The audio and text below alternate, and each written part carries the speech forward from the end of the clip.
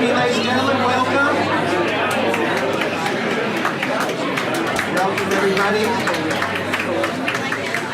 Welcome to a community conversation about Magnolia and transportation and the Magnolia Bridge and the impact it has on all of us, the community and all of Seattle.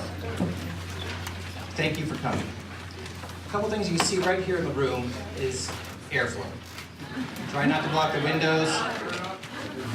Our audio guy will turn the sound up, I think. So we want everyone to hear, we want everyone to feel comfortable as much as possible with the airflow, with all the doors open, all the windows open. If you don't need your seat, you look around and think, oh, I'm gonna give my seat up, please do, to someone else who might need a seat, who might want to sit down a little longer. And then we can start. What's fun about tonight is the gathering of all the different people in the different groups. In particular, tonight is a group meeting of the Magnolia Community Council and the Magnolia Chamber of Commerce. So we came together to gather all of you here so that we could all bring our story forward, the story of Magnolia. So it's a pleasure to have you here. And one of the things we thought would be fun is for everyone who couldn't be here, you can actually watch this live stream right now. So if you want, get on your phone and text whoever you might know who's at home right now and couldn't be here. They can go onto the Facebook page for Magnolia Community Council, and they can click through the like, and they can see the live stream of the whole event. Very hipster move on our part.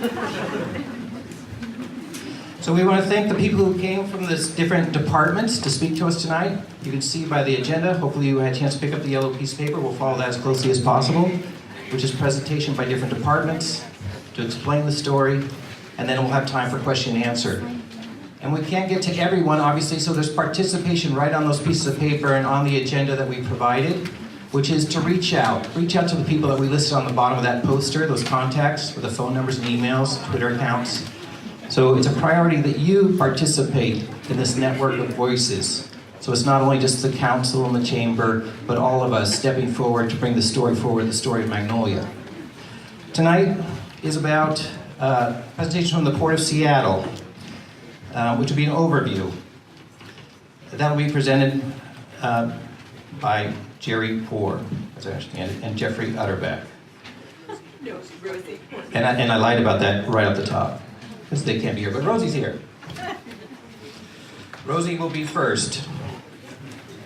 Then we'll have a presentation from SDOT, and Kit Liu will give that information to us.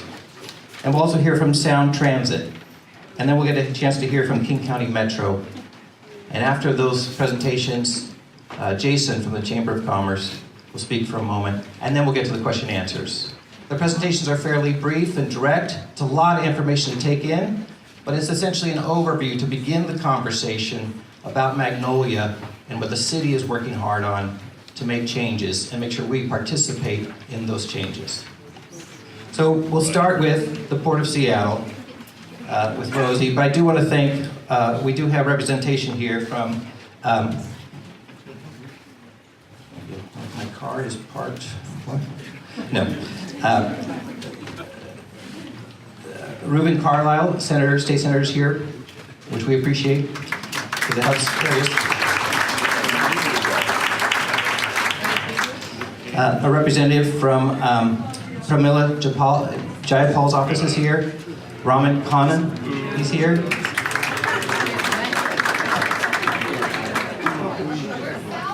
So the idea is to bring all our voices forward. There would be no functional time to answer that question and get this crowd in a frenzy. So let's try and be positive, keep the flow going, get to the information we want to know and get our voices heard. So first we'll begin, that was kindly that Rosie is here from the port. So, Rosie Courtney from the Port of Seattle. Thank you.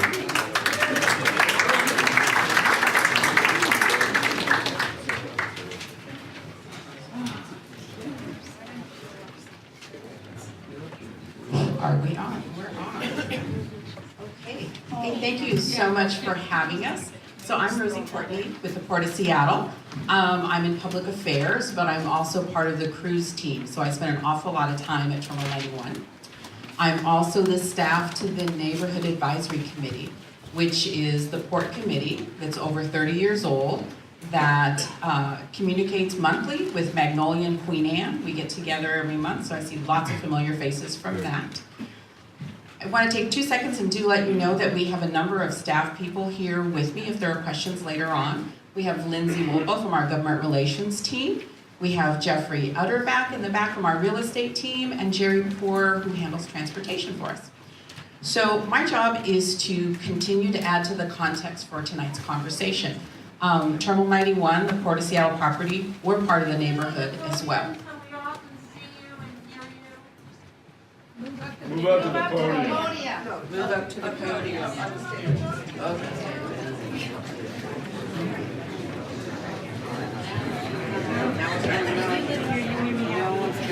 I am a short person. This will be better. Okay. So what I was saying was, my job is to offer context to this conversation. The Port of Seattle's Terminal 91 is part of the neighborhood. I brought for tonight something pretty simple, but it's the map that gives you some definition. Some of you have probably lived here many years. The red line defines the port boundary. So let me tell you what happens at Terminal 91. Many of you probably just go over the bridge daily. Two very active business units along with some of our industrial partners. Cruise you've seen grow over the last, since 2009 when we opened that terminal. So we have cruise ships on Mondays and Tuesdays. We have one. You probably don't notice much of an impact. Our big busy days though are definitely Fridays, Saturdays and Sundays, with that Friday being the biggest contributor to traffic. That operation, along with the others that I'll describe, very much rely on efficient transportation. With the cruise business, we need to get those passengers in and out to the airport, to their hotels, moving them out of the terminal so that the new passengers can arrive. And that's what keeps our business booming, is to have an efficient operation. Transportation is key to that. On a busy Friday, we'll have about 4,000 vehicles. On the Monday and Tuesday, where there are only one ship days, we've got about roughly 500 vehicles an hour, compared to maybe 800 vehicles an hour on the busy Fridays. So again, cruise is a busy and growing business. Will you see it grow? Maybe a bit more, but you'll see it grow in that the ships will get larger. Nobody really wants to sail their ship on a Wednesday or a Thursday, so we're not doing very well in selling those 2 days. When you see the cruise ships, what you don't see the fishing vessels. They're gone, so those two businesses operate on opposite seasons, which works well for us. So right now, the fishermen are gone so that the cruise business can utilize the facility. And then once we get to late September, October, the opposite will happen. You'll see the fishing vessels return. During fishing vessel peak time periods, you're going to see about 200 refrigerated trucks. You're going to see about 100 container trucks. It's definitely a 6-day-a-week operation, 24 hours a day. Again, transportation is really important to that operation. We also have other industrial and seafood processing on the property.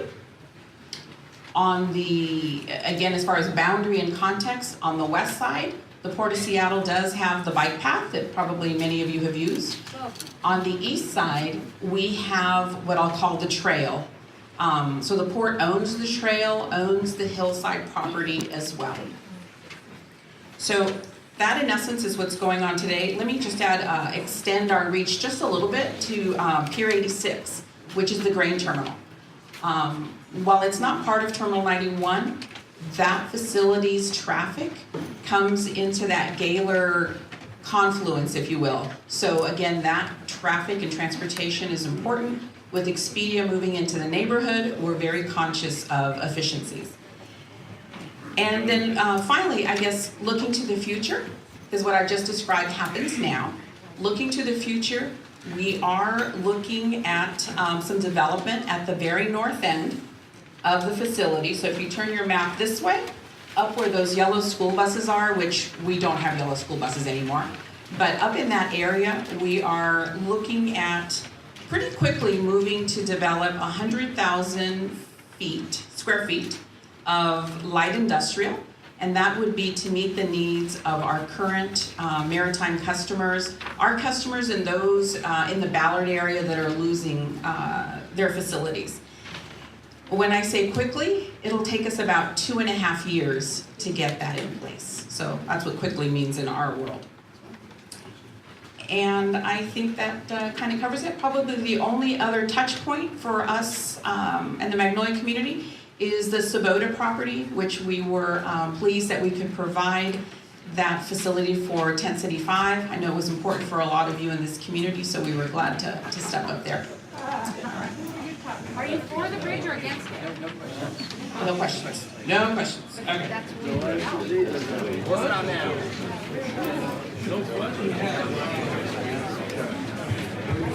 So, Rosie will be here to answer questions, but we're not going to break down the question and answer every time. Let's get through the presentations, come back around, and if you have a question for Rosie, please hold that in your mind. So you We'll get can't to tell that us then. you can't tell us your position? She will, to move the program along, but thank you. So, to that end, we have now the opportunity to hear a great deal from SDOT and Mr. Kit Liu. He's very knowledgeable on the subject, having worked on it for many years himself. No, he's not leading this particular project. You'll just come up here, I think it's probably easier. Oh, you have to do the presentation there, okay. So,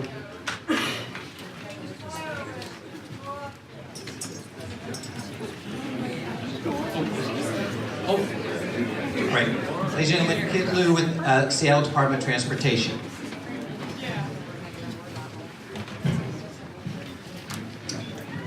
Hi, how's everyone today? Upset. It's nice out. So, my name is Kit Liu. I'm a project manager at SDOT.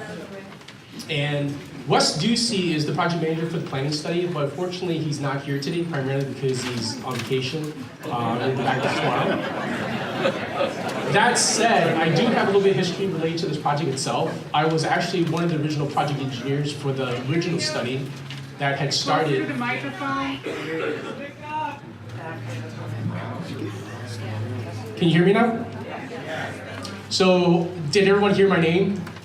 Okay.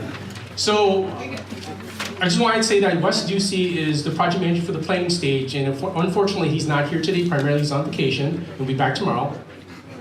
But I do have a lot of history related to this project itself. I was one of the original project engineers for this project in the original study when it started in 2002. Can you go ahead and start the presentation?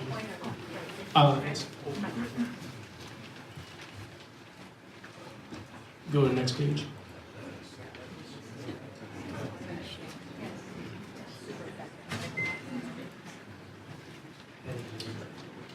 So to kind of give you a little bit of background history in terms of how this planning study came about, was it originally started in 2001 after the Nisqually earthquake. And at that point in time, we received some money to essentially look at a potential replacement of the structure shortly after the Nisqually.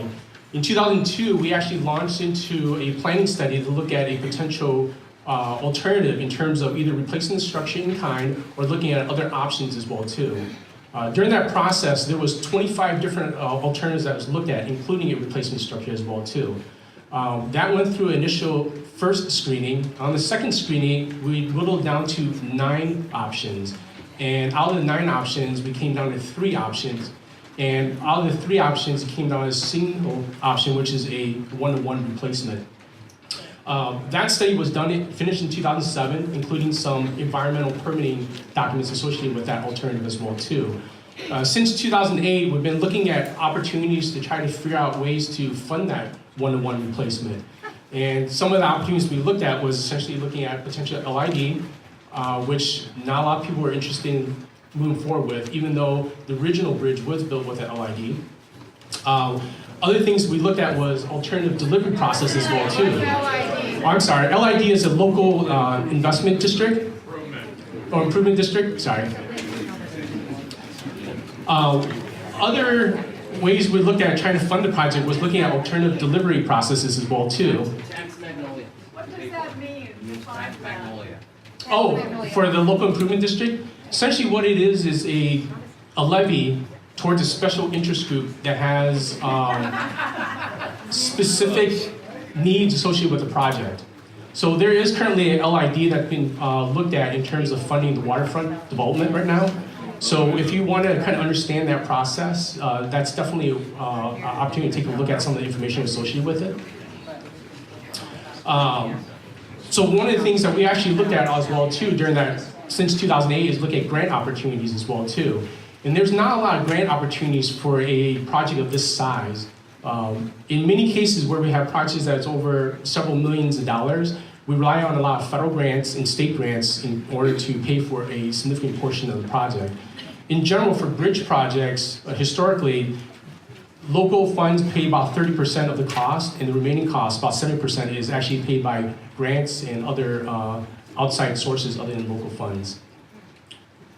Next slide. So the purpose of this study is actually really to kind of look at a more cost-effective, fundable project. A lot of people had asked about, well, is a bridge replacement one of those options? And it's still on the table, but it's really at the high end of the cost in terms of a replacement for a replacement alternative. What we're doing in this current study is actually re-looking at some of the components that was discounted due to information that we had at the time when we did the original study, and looking at those different components and alternatives and see which one could be a more fundable or feasible approach in terms of replacing the Magnolia Bridge. To kind of go over the little bit of process, and like I've indicated before, we've actually done quite a bit of public outreach in the original study, which looked at the 25 alternatives, and then whittled down to a one-to-one replacement. What we're doing is actually using a lot of the information that we gathered from that process, which was a 6-year process in terms of public engagement, talking to stakeholders and other partners as well too associated with the project, and taking that information, but also gathering additional information that basically will update some of the information related to traffic counts, traffic mobility, new housing around the area, and also development, and taking that information and also re-looking at some of the alternatives that was essentially discounted as part of the original study. And that was 15 years ago, right, that study? 11. It was done in 2007.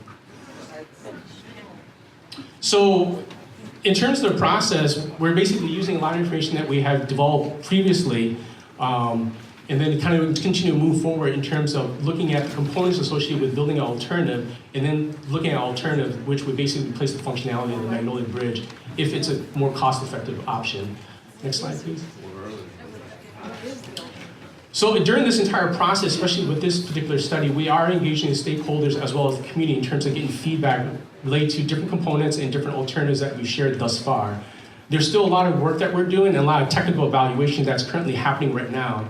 So some people have been asking about, is there costs associated with those alternatives that we're currently looking at, or is there a decision made in terms of alternatives? And there has not been made yet, and primarily because we're still going through the technical information associated with those alternatives. Next slide. Part of the alternative analysis is actually looking at a lot of these different criteria, looking at mobility, connectivity in terms of what those options provide, looking at how it could be implemented in terms of phases to make sure that we have minimal impacts if we do look at alternative, replacing the bridge, either in kind or a different alternative. We're also looking at environmental impacts that might dictate the cost of the option or make it infeasible in that perspective. One of the things that we're looking at is looking at our partners and looking at how it affects them or influences some of their designs as well too. Next slide.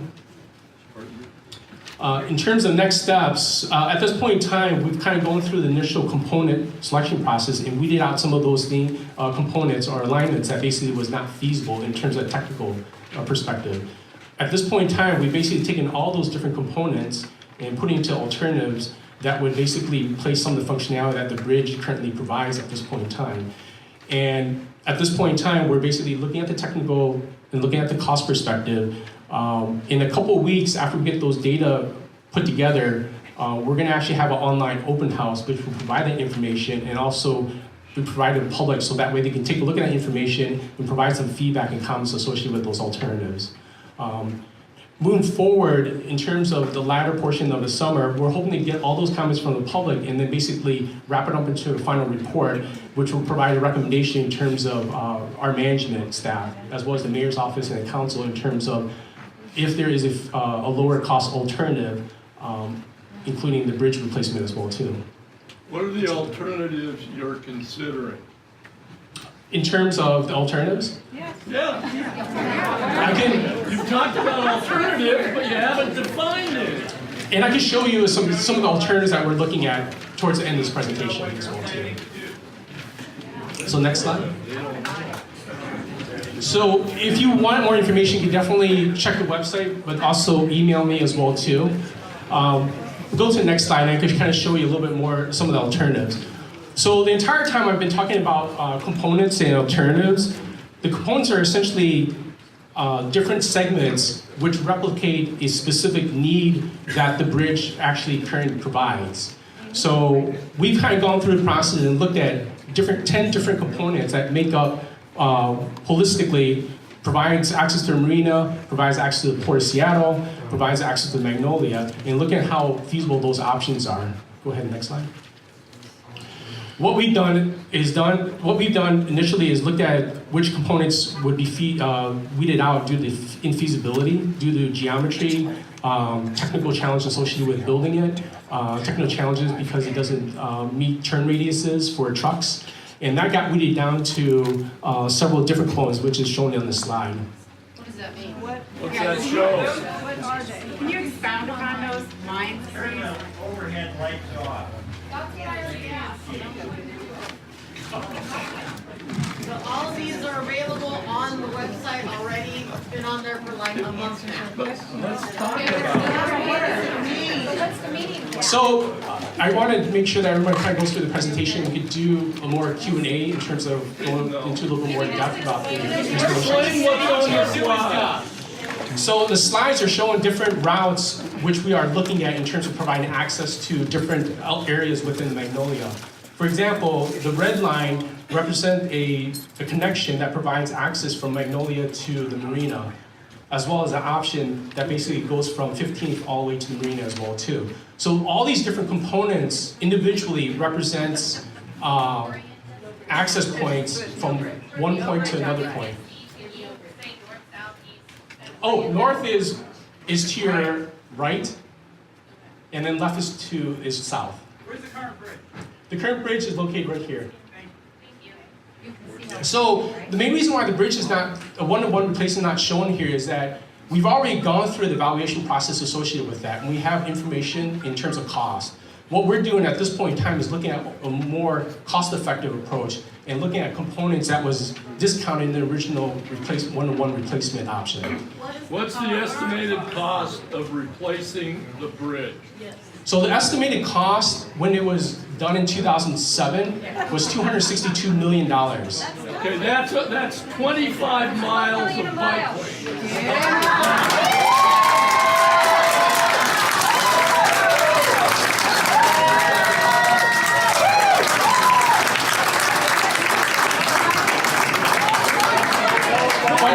Miles of bikeways instead of cutting off 25,000 people who live on Magnolia Bluff. 40,000. I appreciate that comment, but I want to let you know as well too is that if you take that $262 million and put inflationary costs to put it into present day dollars, that goes up to $384 million. Well, but that's only 38 miles of bikeways. You said earlier 30% of bridge projects are funded locally, so it would be 30% of that. Thank you for the input. But you can see tonight is we're trying to get through a lot. You hold your questions to the question and answer part, that's the fun part.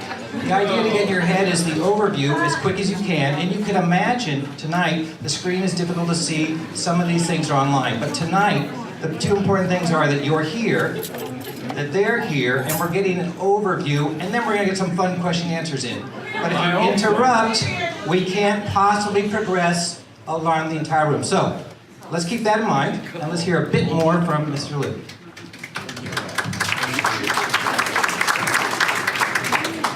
So what we've done is, go to the next slide please. So what we've done is basically taken those various components and basically combined those components in terms of functions that could potentially replicate what the bridge provides. And this basically shows a series of components put together that would provide the same access points within what currently exists on the bridge right now. Go to the next slide. So alternative 2 looks at the same option as well too, and provides the same context in terms of access points, but the main focus is really improving Dravis on this particular option. Already a mess. Already a mess. So the third option looks at a similar context in terms of replacing a portion of the bridge, but also improving Dravis as well too. Gravis is a mess. Travis is horrible. So that kind of is a quick rundown in terms of the different alternatives and the components in terms of what we're doing for the study. I'm going to hand this off to the next presenter, and when we do the Q&A, we can definitely answer some additional questions. Thank you very much.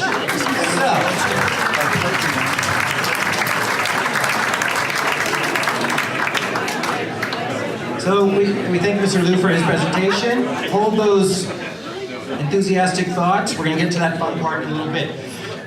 We're going to move on now and continue the overview.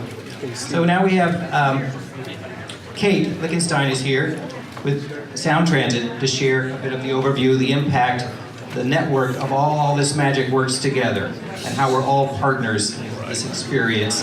Their hard work and the eventual impact it has on all of us. And again, that's why we're here, to sort of bring our story forward to integrate that dream. Kate, thank you. What neighborhood do these people live in? I live in Ballard. Thank you for having me. My name is Kate Lichtenstein. I'm a Sound Transit project manager working on the West Seattle and Ballard Link Extensions project. So it really is great to have this many people here to give this project update to. I was here last week with the Community Council, so I know some of you have seen this before, but it's great to be able to present this to some new folks. So for those of you who may not know, Sound Transit is the regional high-capacity transit organization. We serve the 3-county area, King, Pierce, and Snohomish counties. In 2016, we passed our third ballot measure called Sound Transit 3, and that includes extensions throughout the region of Link Light Rail, Sounder Commuter Rail, Regional Express Bus Service, all kinds of improvements all the way up to Everett, down to Tacoma, out to Issaquah and Kirkland, and it includes this project that we're going to talk about tonight. So the project we're talking about is part of this, what will be a 116-mile light rail network.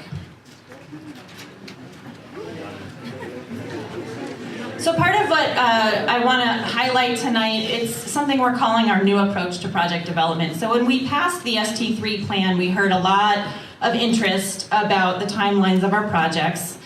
We heard that they were too long, and what the process actually shortened the timelines from the draft plan to the final plan. But part of that shortening the process includes a different way of approaching project development. And some of the things we're doing are things like we're doing tonight. We're going out to the community sooner, we're getting more issues surfaced sooner, we're trying to understand and resolve those issues to be able to drive consensus toward preferred options earlier in the process. So I'm going to talk about that a little bit as I go along, applying lessons learned to improve project delivery.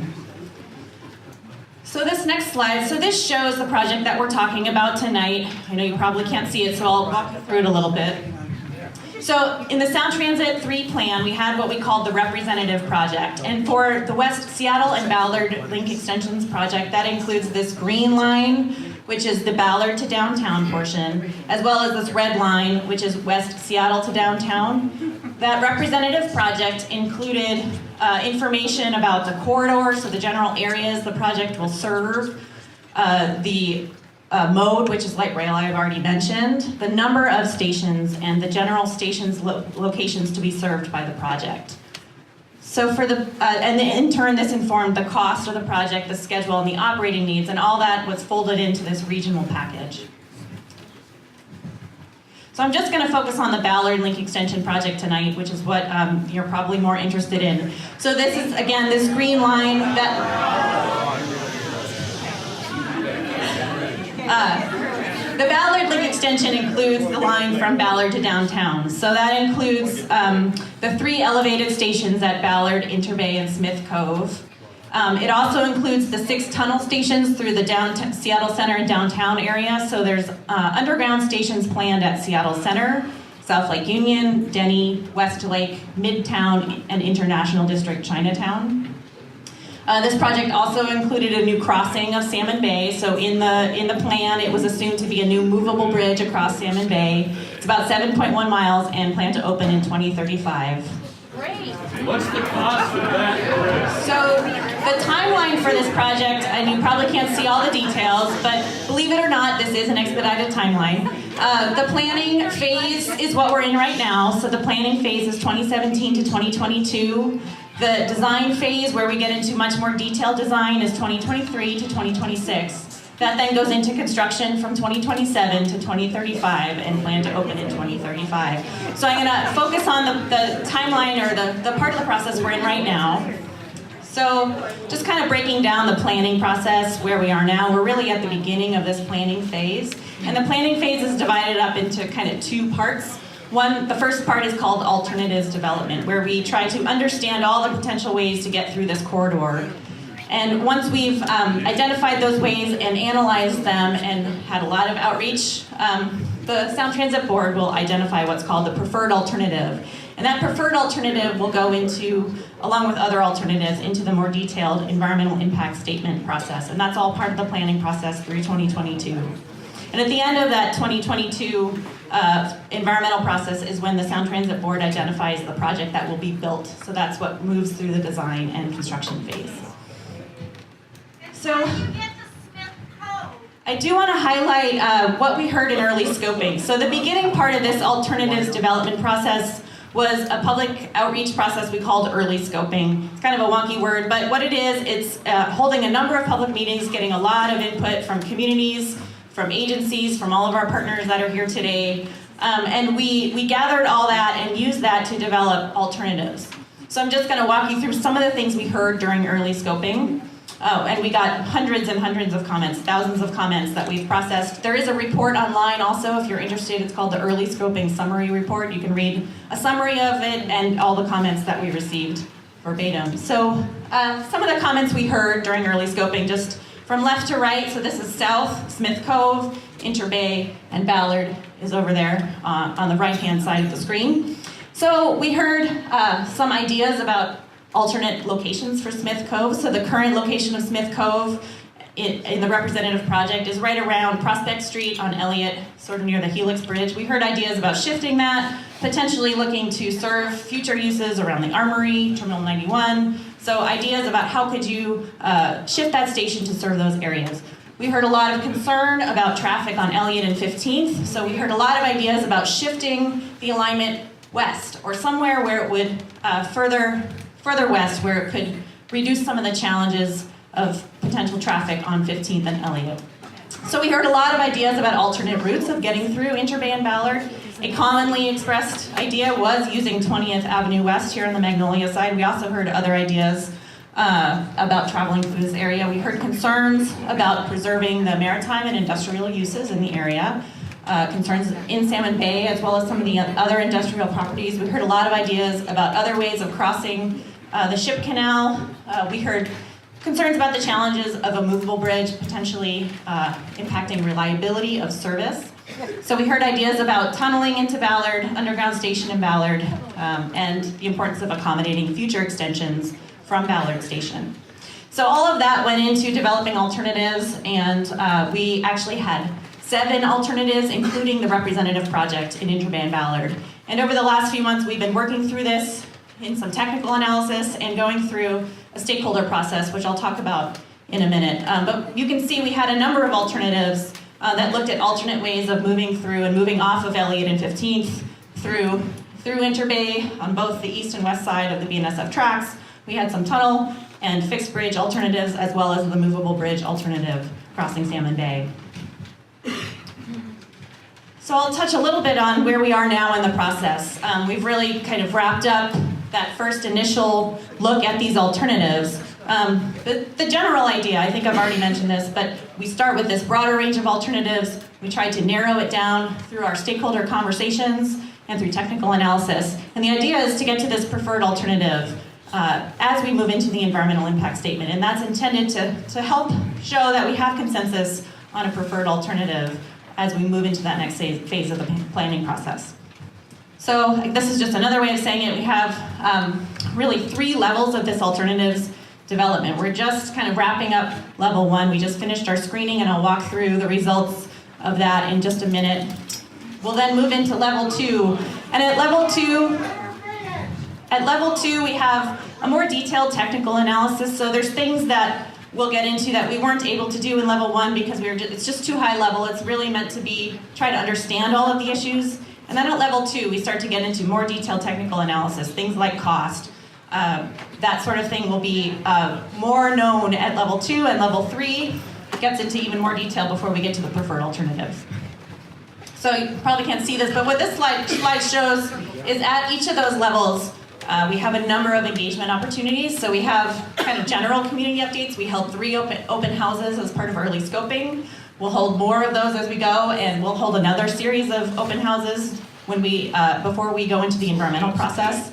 We've had what we call neighborhood forums. We just wrapped up a series of 6 neighborhood forums. We'll be doing a couple more rounds of those where we actually go into the community, spend a couple hours there, work through maps, talk about issues and concerns and ideas. So we just wrapped up those. Have more in the summer and then again in the fall. We have a stakeholder advisory group. So that's made up of 29 members from around the corridor, and they meet about monthly, and they're intended to talk about issues, try to come to consensus, and make a recommendation to the elected leadership group. And that elected leadership group meets at these key milestones. They just met last week at level 1. I'll walk through those recommendations. And then finally, the Sound Transit Board. So the Sound Transit Board will receive some briefings along the way, and the board is the one that will make the final decision on the preferred alternative. Who are the members So- of the Who's the elected? elected leadership group? Yeah.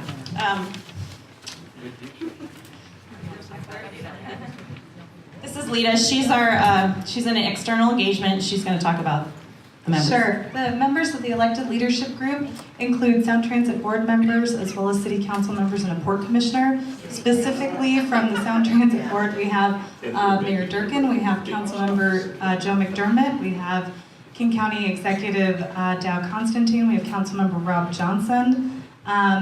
We also have from the city, we have Councilmember, and we have Executive Dave Summers from Snohomish County. We also have Councilmember Lorena Gonzalez, Sally Bagshaw, and Lisa Herbold, and Mike O'Brien. And we have Port Commissioner Stephanie Bowman.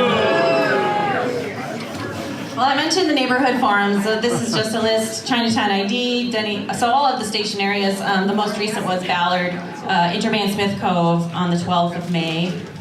And then I just also want to walk through the elected leadership group. Oh, so some of the things we heard at the neighborhood forums, just so you're kind of hearing what's being heard, what we're hearing at our community outreach. Again, some of the things you've probably heard before. So consider traffic on Elliott and 15th, a lot of concern about that.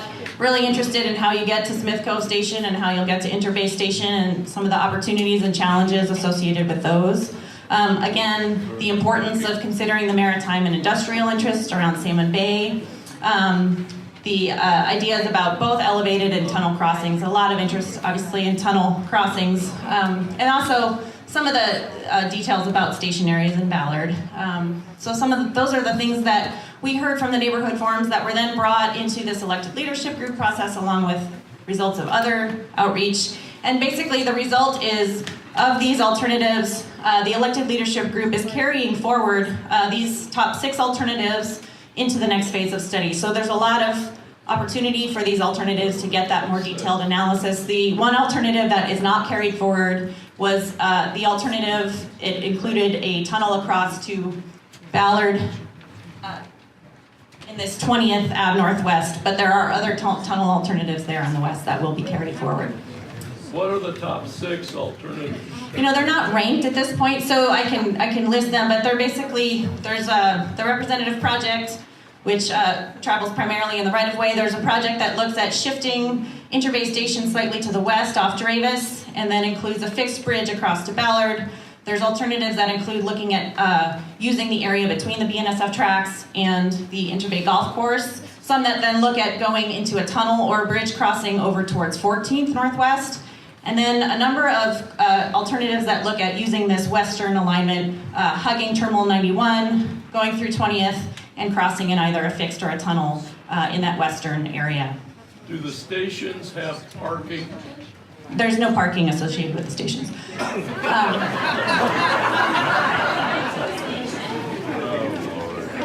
So just really quickly, this is what the elected leadership group noted as they did their deliberations and made their decisions, recommendations as part of the level 1. So this informs what will get carried into level 2 and beyond. So some of the things that they felt were important to acknowledge: avoiding impacts to 15th, noting the community interest in a tunnel crossing of Salmon Bay. They're interested in considering some other ideas about connecting some of those central interbay locations with a station in Ballard around 15th or 17th. Continuing concerns with potential impacts to Fisherman's Terminal and other marine industrial activities. Support for stations that have high development potential, and the importance of those future Ballard stations being compatible with future extensions. So there's a lot of ways to stay involved. Meetings like this, you can always call or email our outreach specialists. We have a lot of information on our website. You can attend an open house. We'll have lots more neighborhood forums. And I'll wrap it up there. Thanks. Thank you very much, Kate, for sharing the overview as one of the 4 important pieces we're trying to share tonight. The activity of the port, Sound Transit's responsibility for what they're working on with the trains, SDOT's responsibility for the roadways and bridges, and now we're going to hear about the impact of busing and Metro's activity in that world. So we have Dave here, David Vanderzee, thank you.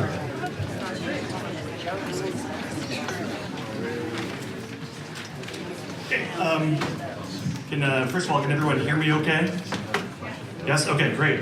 My name is Dave Vanderzee. I'm with King County Metro. I'm with our service planning group. So we're the group that essentially works on planning service bus routes to Magnolia. So as some of you might be familiar with, we already have 4 routes that serve Magnolia, 3 of which use the Magnolia Bridge. Those routes are the Route 19, the 24, and the 33. And then on the north end of Magnolia, we have the Route 31 that serves provides service between Magnolia and the U District via Fremont and Wallingford.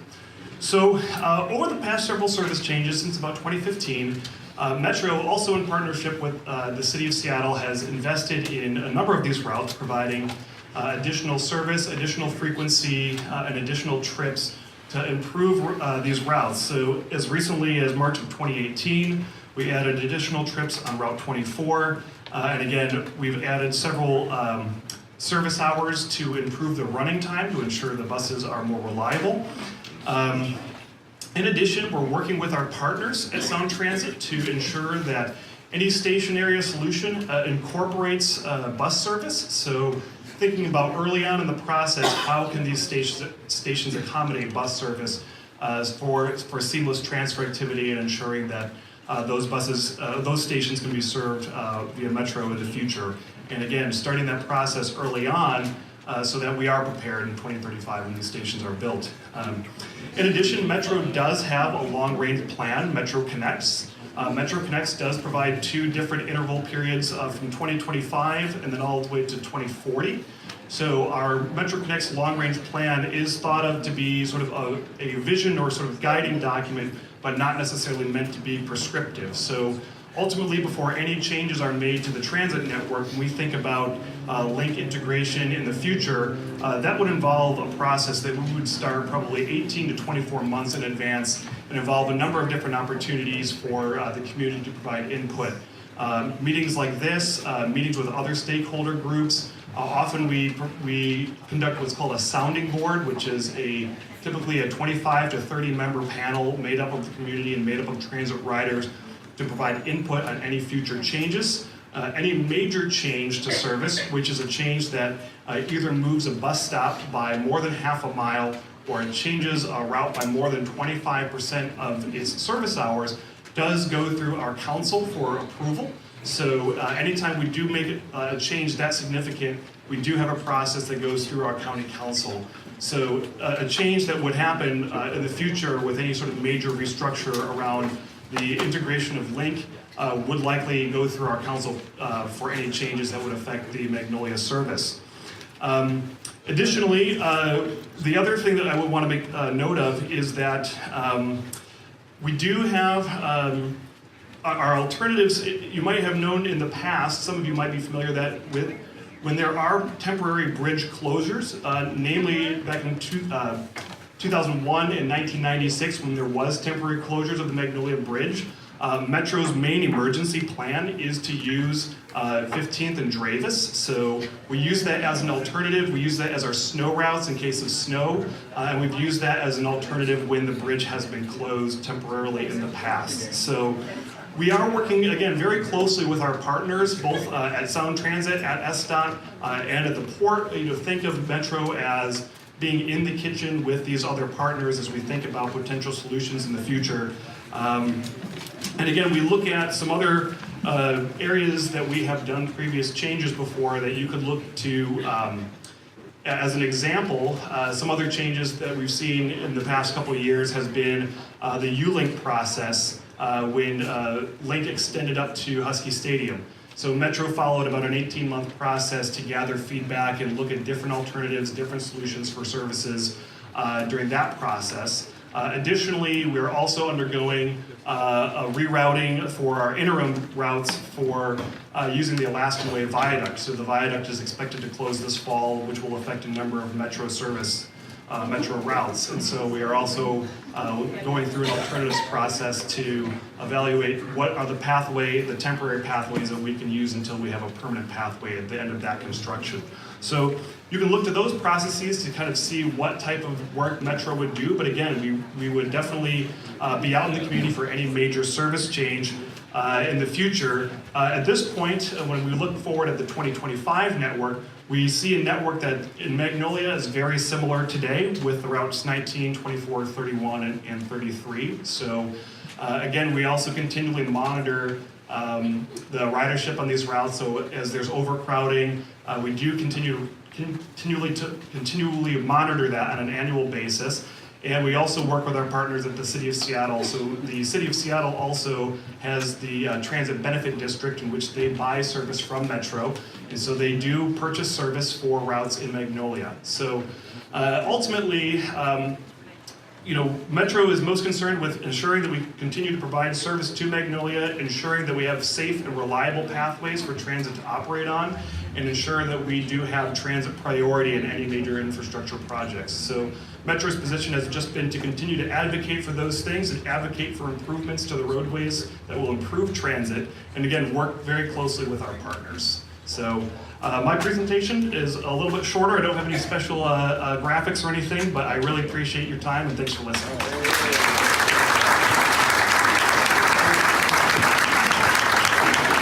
Thank you, David.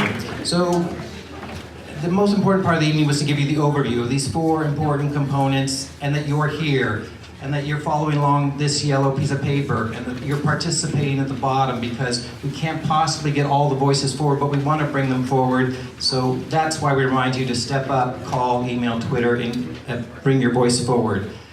Now we'd like to sort of summarize our position here as a neighborhood, Magnolia, and why we want to share this evening with all the department heads that are working on these projects that impact all of us. So the Executive Director of the Chamber of Commerce, Jason Kivo.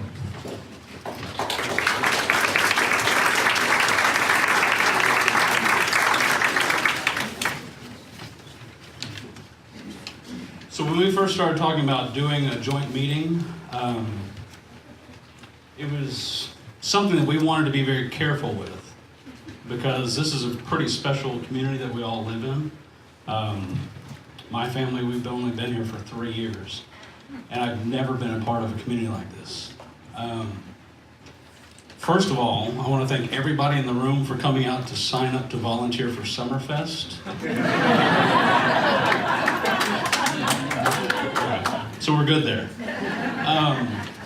But seriously, a community that does something like Summerfest, where thousands of people come out to just have fun, to listen to a band, to rub elbows with your neighbors, and it's all put on by volunteers.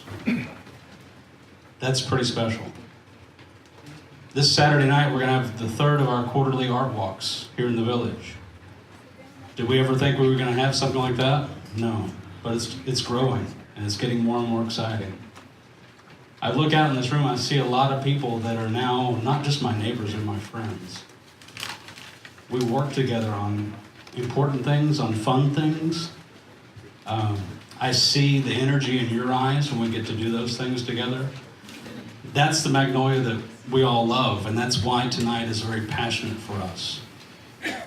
We don't want to see those things impacted. As a Chamber of Commerce, not only are we worried about our commute to and from work and downtown and places we need to go, we're also concerned about the local businesses. What's going to happen to inventory trucks that need to get in and out? What's going to happen to emergency vehicles? What's going to happen when you need to get somewhere in a hurried pace? Those are all things that are near and dear to our hearts too. And you add on to it the livelihood of some of these small business owners in our village especially. We look at the plans that have been presented tonight, and we see a lot of alternatives. We see a lot of things that mostly touch on Inner Bay and not the heart of Magnolia. So those are our concerns from the Chamber.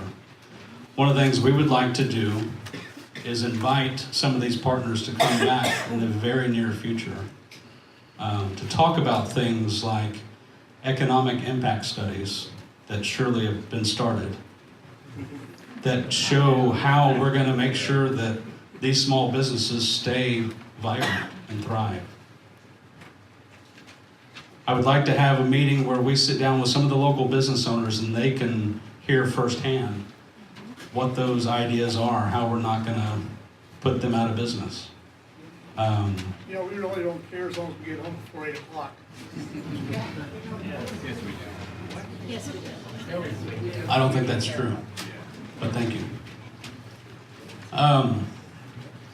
As has been stated a couple times tonight, we wanted to be very careful with tonight because we knew passion would be high. This is the community that we all love, and we don't want to lose any ounce of that specialness. But to think that we're going to do this tonight and make a change tonight is naive. We still want you to ask your questions tonight. Please ask your questions. But let's do it in a civil tone as much as we can so that we're all heard when we ask those questions.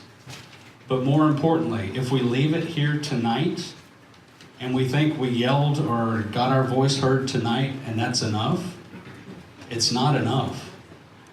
That's why we want to make sure that on the yellow forms, on the posters that we have, there are key people that we should be reaching out to and expressing our civil concerns and asking for their help to make sure that this special community stays special.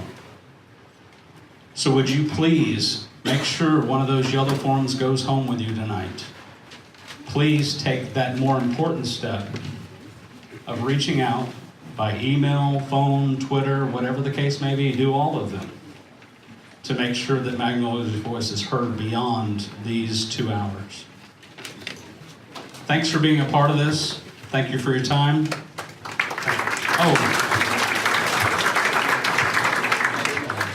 One person I forgot to mention, actually an entire group, Mary Montgomery, who heads the community council.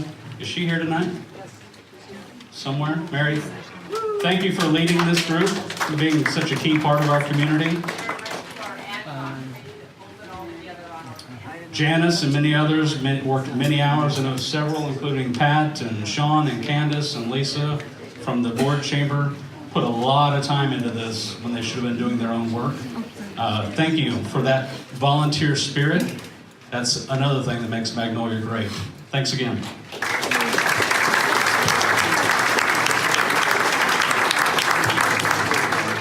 All right, now to the next phase, the participation phase as best we can.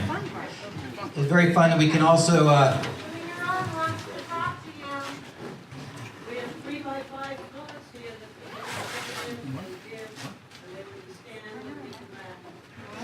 you haven't filled out?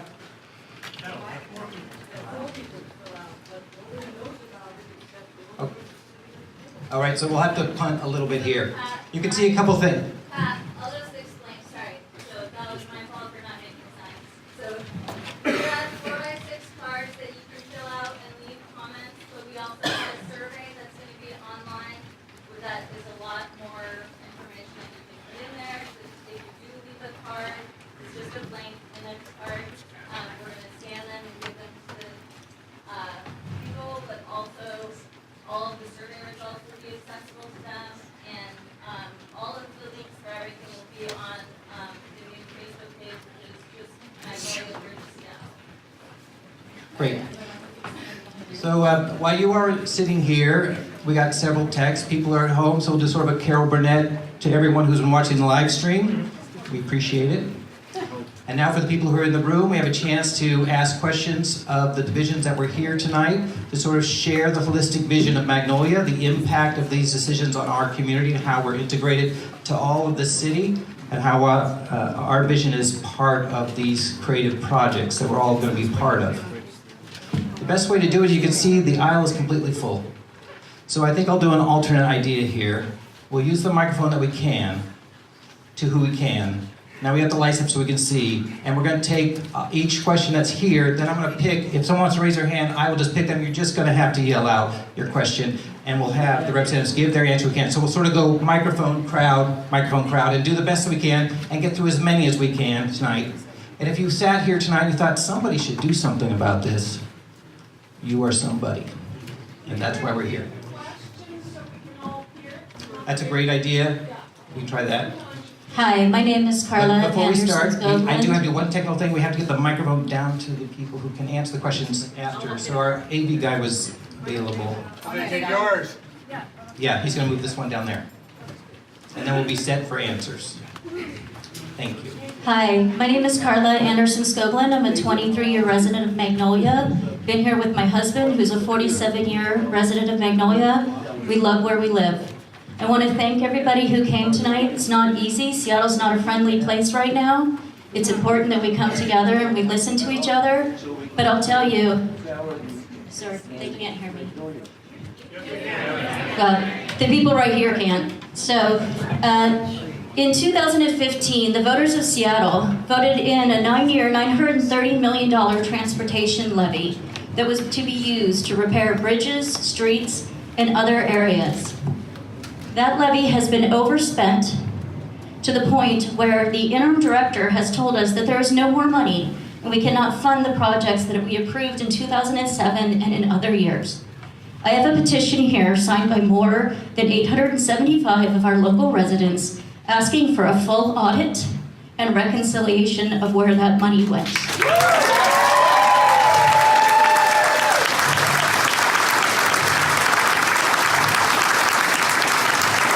I'm also imploring you to do better than your city council members did and engage with the business people and the workers in Seattle. I've had a wonderful career here at 3 Fortune 500 companies and would be thrilled to sit on an oversight committee or provide insight. It's time for you guys to reach across the bridge, sorry for the pun, and talk to us about what we can do and how we can get better. I'd like to hear from the gentleman from SDOT how we can go about getting this audit started.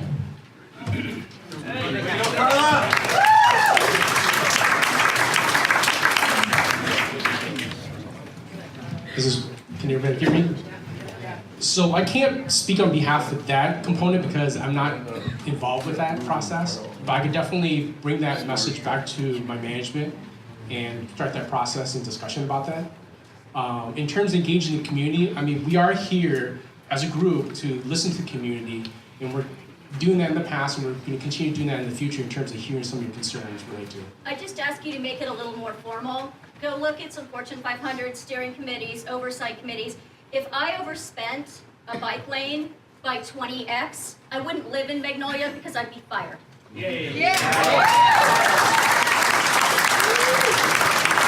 And like I said, I appreciate that comment, and I'll definitely convey that back to me. Thank you. So, as a reminder, to move as best we can for very thoughtful questions, as well as just ideas or comments you want to share, try to keep them very brief. and then we get a very brief answer. We'll try to get as many thoughts as we can. That question didn't get answered. How do we get the audit started? Well, do you have an answer? I don't have an answer to that because I'm not Because the guy's on involved. What about Ruben Carlisle? It's still here, he can do it.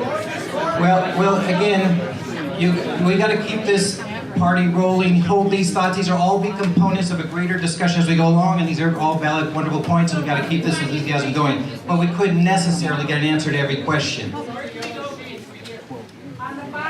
the bottom of your page, there'll be a Survey Monkey. There's a place to put your email. This is how we keep the group together and moving forward and bringing all these ideas forward. I'm going to go on to the next question. When we're on the viaduct now, there's a cutoff for us to come to Magnolia, Ballard, and Lower Queen Anne. When they finish the new road to the tunnel, is there going to be a cutoff for us to leave it? Nope. Well, why not? Why are we discriminated against? I can't really answer that question because that's not my project related to the viaduct. Well, then why don't you have somebody here who can answer that? You know, every time we turn around, the last time I was here, there's a road that leaves Thorndike and goes on the east side, and we could have connected with the port down there. And they said that a couple blocks of it belonged to the pier, and the city people couldn't use it. What kind of a city is this when we own the pier and we can't use roads? Thank you. Moving on to the question. Let's get to one in the back. If someone could yell it out, maybe I could repeat it. Anyone in the back? There in the gray.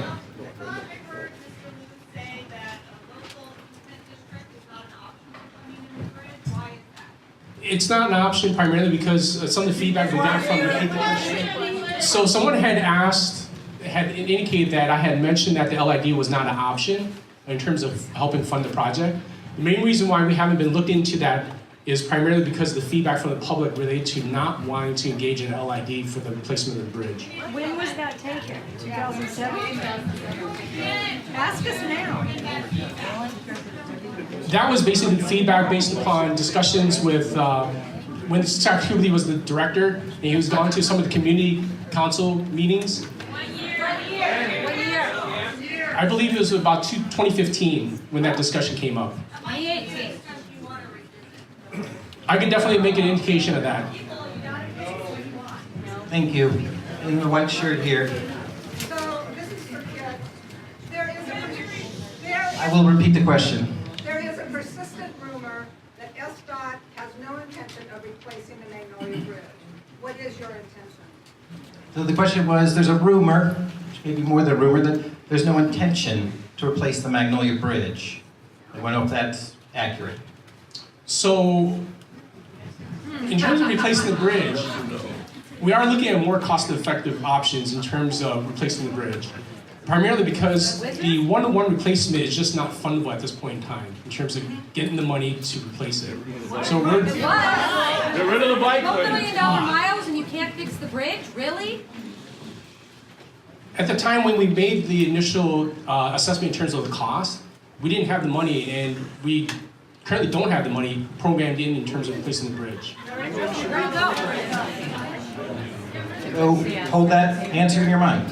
We have another question here. Hello, I'm a lifelong Magnolia resident, and growing up in this society, I've learned that government is here to serve the people, and people pay taxes so that the government can do that purpose.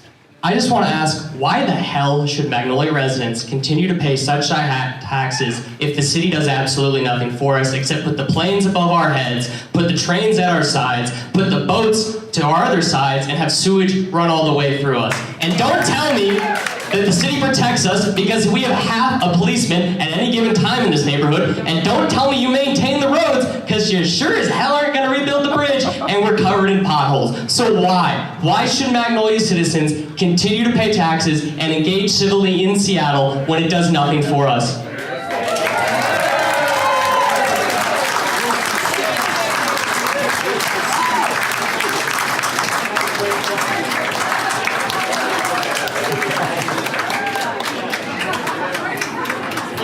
So I appreciate the feedback and some of the concerns that have been expressed.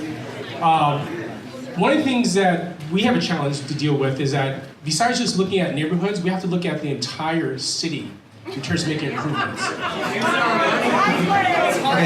next question, you'll be next. When you say you look at the entire city, obviously West Seattle is more prominent than Magnolia because everything we hear is perhaps about West Seattle or about Ballard.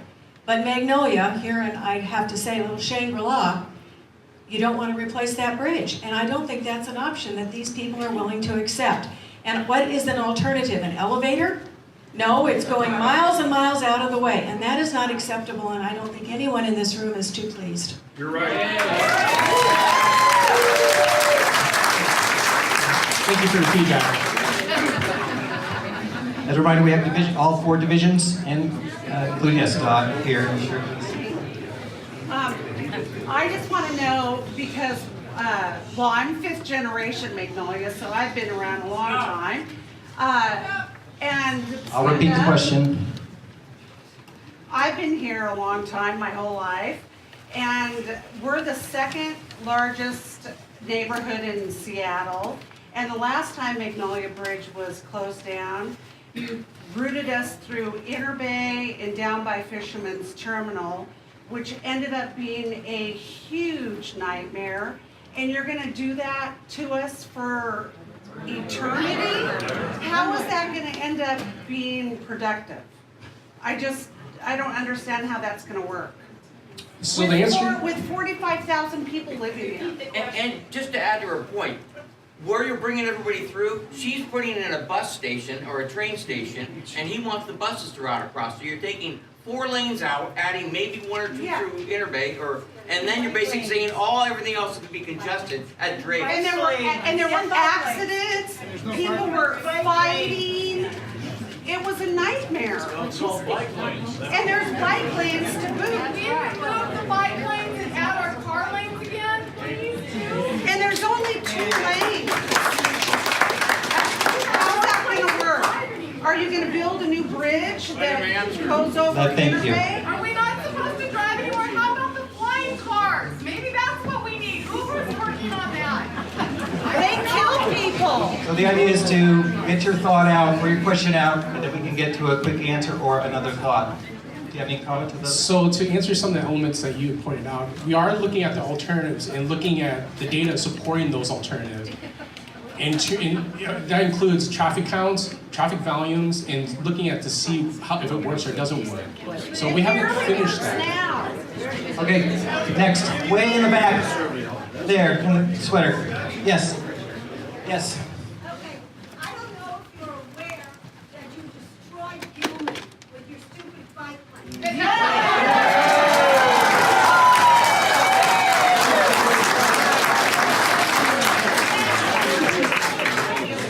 Nobody access points to this neighborhood.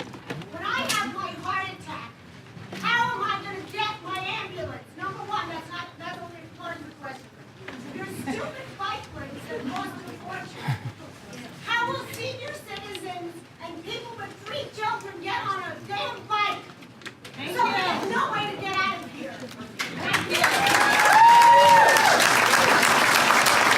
I think everyone, many people could hear, but those who could not, the concern was a great concern about bike paths impacting emergency services and the reduction of road diet, how that impacts us already, and how will that impact us going forward, perhaps. 3% of the population, mind you. For 3% of the population that Thank rides you. bikes. Exactly. And they're racing them out here. Okay. We're gonna go as quick as we can. In the pink shirt, please. And I'll repeat it. What the alternatives are? Because you keep saying there's alternatives besides the bridge. Besides I'll repeat it. So the question was, what are their alternatives? I would, specifically what the alternatives are is what the question had asked. I would like to show you, but the problem is that we have a limited amount of time to try to get this Q&A going through. So, excuse me, sorry, let me finish first. So Take there, all the time you want. all the information related to the alternatives and the components. That's what we're here for. You have the time now. We are here listening to you. Tell us. Just say it. This is the time.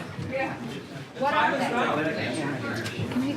So, like I said, there's explanations associated with each of the alternatives and components associated with it on the website in terms of all the information related to the alignments.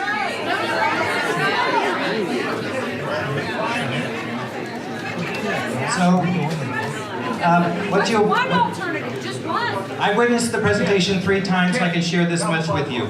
It is a series of maps. It is focused on the area of Interbay. It is a series of ideas that would bring low-level bridges and some roadway and some bridges in combination to cross Interbay. The combinations are yet to be determined. I don't work Rest Up, I'm here in Magnolia, but I've seen the presentation. I think it's accurate to say they're considering different routes crossing Interbay in different mapped lines, hoping for one that is most effective. That is what they're working at as alternatives, if that helps you.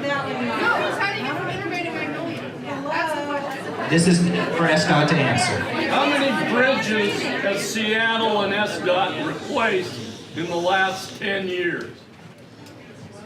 Who paid for the West Seattle Bridge?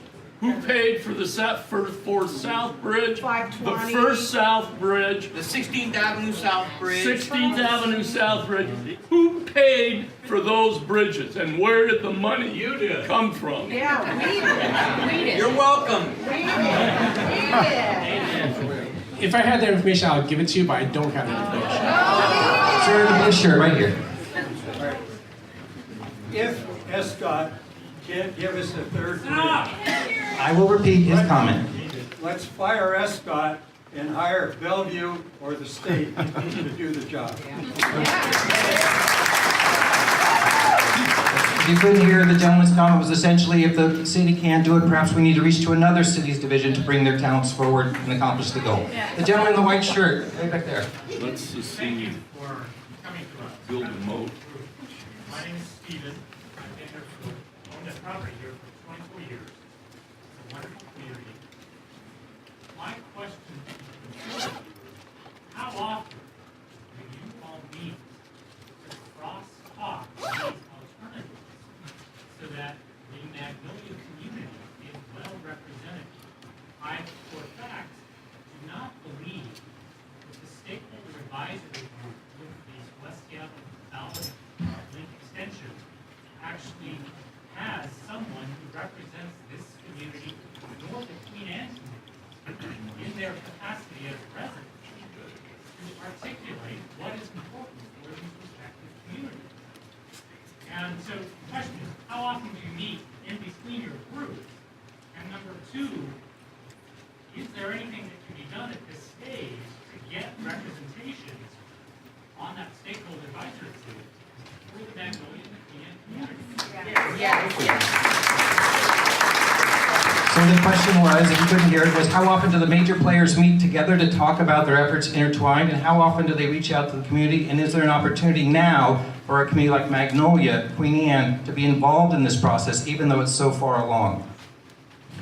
So in terms of the Magnolia project itself, I mean, we do meet on a monthly basis and also as a needed in terms of a technical discussion related to conflicts or challenges between each of the different projects.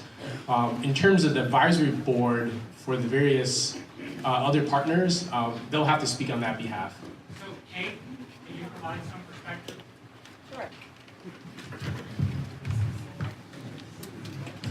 Sure, so I'll let... So it's definitely very important for this process for us to hear from the community, and we do, as Kate mentioned, really appreciate the opportunity to get to hear from all of you today. As far as talking with our partner agencies, that's something that we do fairly regularly. In fact, we meet with the city at least weekly to talk about this project. I'll let Kate speak about that, or to talk about the Magnolia community. In terms of our community engagement, we do have neighborhood forums. We have a lot of other community briefings that we do. We summarize all that information and provide it, especially with our early scoping comments, to all those advisory groups. I would welcome the opportunity, as mentioned, to continue this conversation with the Magnolia community. We are early in alternatives development for the West Seattle and Ballard Link extensions. and certainly would love to continue to come back and hear from this community as the process moves forward.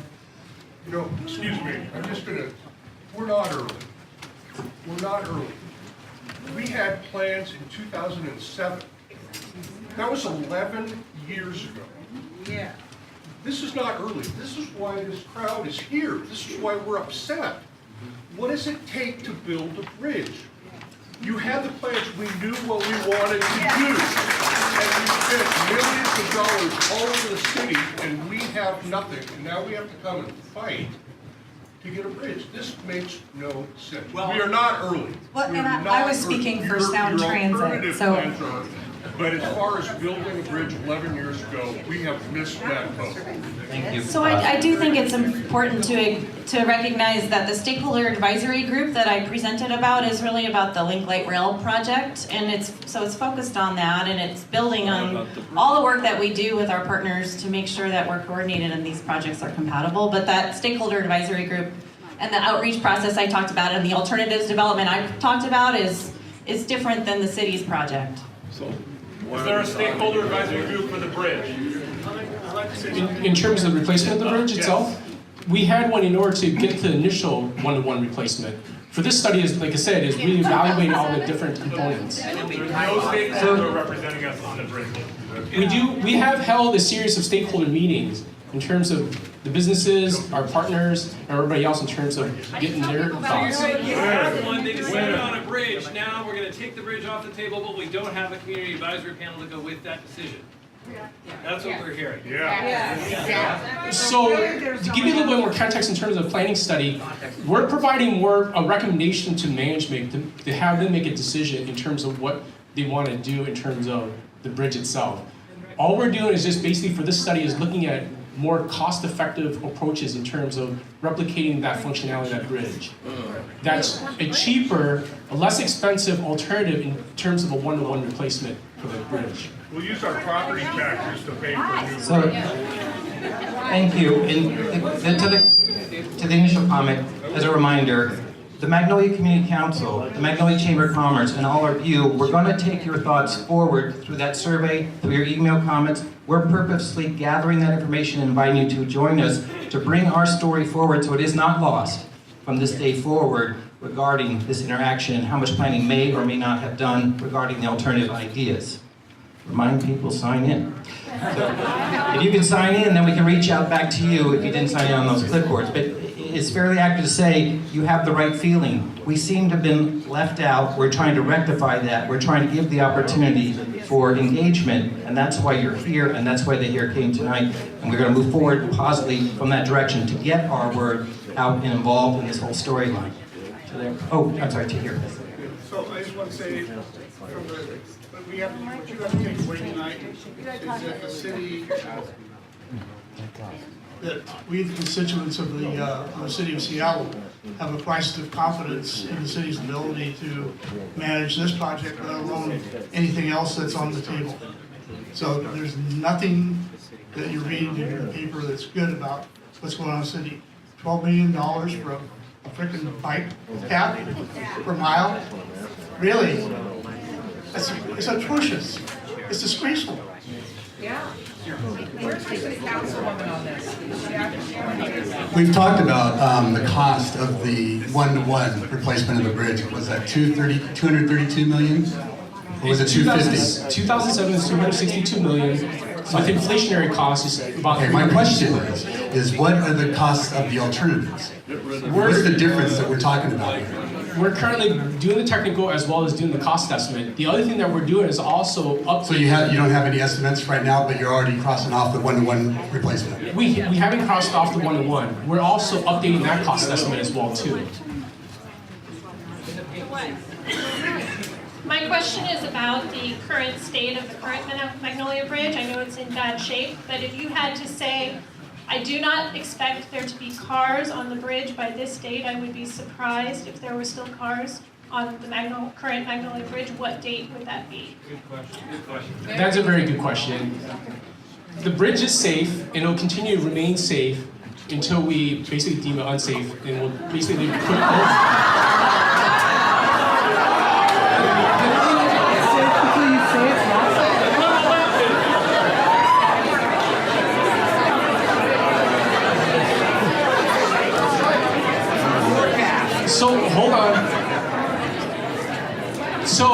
it's very hard to make a determination of when a bridge will be closed. I mean, the city is actively maintaining it, is also actively inspecting it as well too.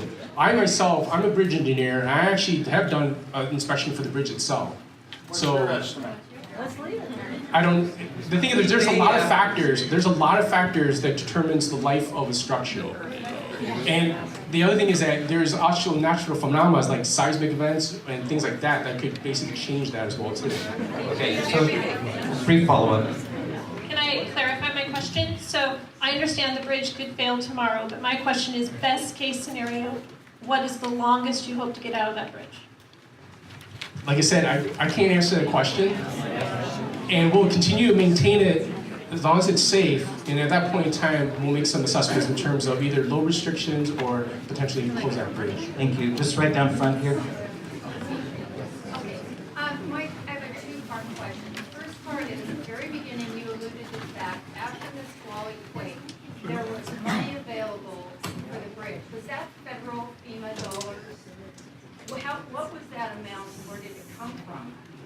After the Squally, where did it go? That's number one. My second comment is, regardless of how all these different pathways are going, I don't see anything past Thorndike about Thorndike can't handle the traffic.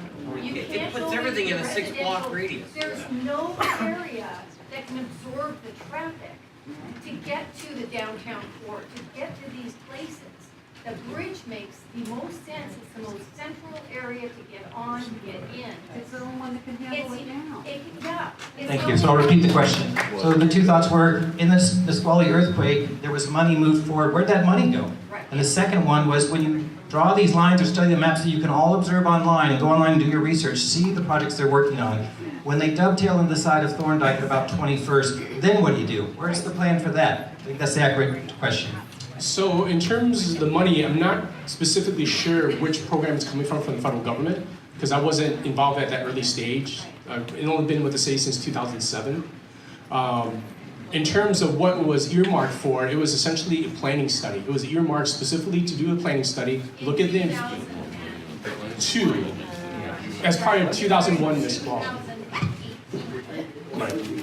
So that money was really looking at the alternatives and also advancing some of the environmental documentation related to the preferred alternative as well too. So we do have a design for that, and it's at a 30% level. And that's why there has been a lot of discussion about, well, why aren't you looking at the replacement? Well, we do have a lot of data supporting what that one-to-one replacement is. So it's there, it's just a matter of we're updating that cost estimate to basically be reflective of the current dollars, so that way we could kind of take a look holistically in terms of all the other alternatives. In terms of answering the other question related to... It was when you dovetail into the side of Thorndike at about 21st West, which is one of the prominent drawings, what happens next is not visible on the plan currently. So the components and alternatives are really a broad approach in terms of how those connections are made. But part of what we're doing currently right now is looking at the technical data, which is looking at traffic simulations, traffic volumes, and how that moves around the entire network. Do you do that when you put in the bike lanes? How it moves around the neighborhood. The entire network of all the roads. Okay, thank you. And we're also including that assessment to the Magnolia Village as well too. Even though it's not shown on the graphics, it is a key location that we are looking at as well too. Okay, just a reminder, we have the room for about 35 more minutes. We'd like to move as quickly as possible with brief answers and brief thoughts or questions. It's most helpful with the red sweater right there at the center. You. Yeah. I just want to offer a little historical perspective. I respectfully appreciate Scott, your observation, and San Jose and all that, but I don't think that's really relevant in this conversation today. I think what is important to remember is our city hall has a very long history of wasting money, like a couple $1 million on Pronto bikes. That wasn't enough, we bought more, you know, and all this other, and the cycling and all that. I think I support the woman who said, I want to see where that money went. I don't want to hear about what's happening in 2030. I'll be dead by then. I want to see where that money went, and I want to see an option for the 1-to-1 replacement of that bridge. Yes. Not hear police cars coming, Queen Anne, from downtown, you hear the uphill and downdale, and everybody knows that out here, we don't have police protection. Thank you. Answer a comment? It's kind of more of a statement. Thank you. The man in the blue shirt. Yeah, hi. In the aftermath of the financial crisis, we heard the term "too big to fail" as a justification for failing. We'll repeat the comment. You can actually use this. Thank you. In the aftermath of the financial crisis, we heard the term "too big to fail" as a justification for bailing out various financial institutions. Does the city of Seattle have a criteria for a piece of infrastructure that makes it so mission critical that it will be replaced at any cost? And if so, what might that criteria be? Or is there anything similar to that that you work with? I'm not aware. Did you want me to repeat the question, or? Okay. So I'm not aware of any policy or criteria associated, how critical a structure is before it gets replaced. But that's something that I could definitely look into. There with the paper in your hand, yes, you. Prior to the bike lane on Gilman, there were 6 lanes of traffic that went in and out of Magnolia. And with the growth in Seattle and Inner Bay and the apartment buildings that have gone up in the community, traffic prior to then was bad. When we took away 16% of the access to the community with the one bike lane, it got even worse. Now we're talking about taking away the best access point to the neighborhood. When you're talking about replacing the Magnolia Bridge, are you talking about adding 2 lanes just anywhere in Magnolia? Are you talking about making the traffic to the community better that was taken away also by the Gilman bike lane? Do we have a plan for better access to and from the community because of the growth within our community as well? Or is it just trying to replace what Magnolia Bridge offers when traffic is already terrible now?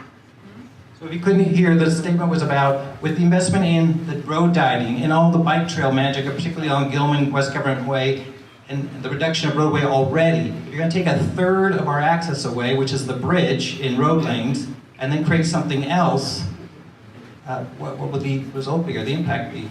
So we have a plan beyond that. Yeah, is there a plan beyond that? Is there a projection for the future to make traffic better than it already is now, not just replacing the Magnolia Bridge? Or are you just trying to replace it and make it bad like it is now? Or No. do we have an intention to make it, improve? So we are looking at current projections. We're currently looking at the traffic volumes that currently exist, but looking at projections as well too. Taking in context of improvements for Sound Transit are doing in terms of transit facility, looking at all the other roads and all the others.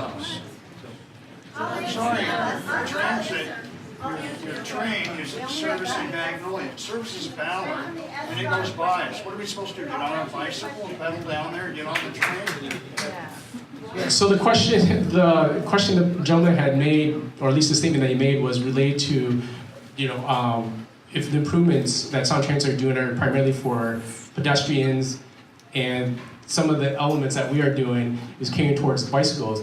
Well, like I said, we're looking at all the modes of transportation in terms of making an assessment in terms of what those alternatives are going to be in terms of replacing the functionality of the Magnolia Bridge. And that includes taking context of volume changes at a projected year as well too. And our projected year we're looking at is a 2035. Okay, the gentleman here, yes, sir. Yes, yes,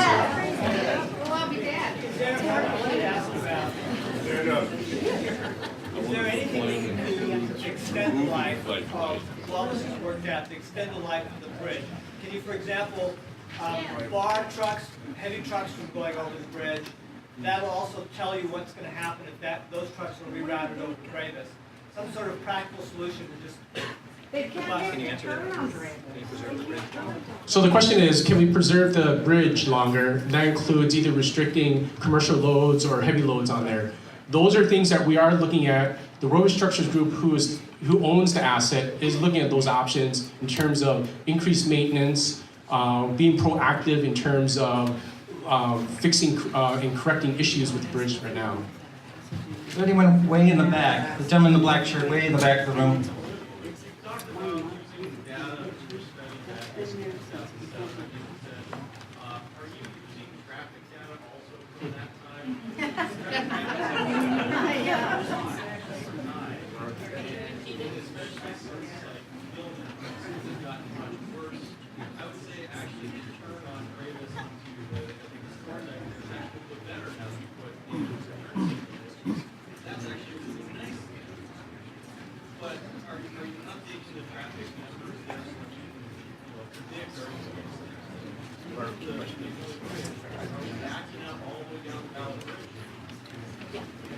So I'm going to provide an abbreviated synopsis of that question. So he had asked that, he had mentioned that, I had noted that we were using previous data in terms of our part of our planning study. And one of the questions he had asked was, are we using the traffic studies and the traffic information that was provided in 2007?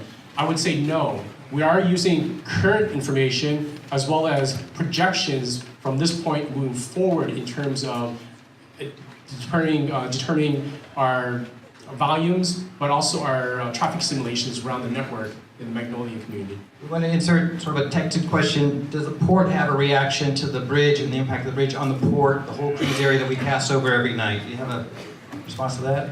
Oh, I'm sorry, Rosie? Good evening. I'd also like to thank Magnolia for gathering this group together.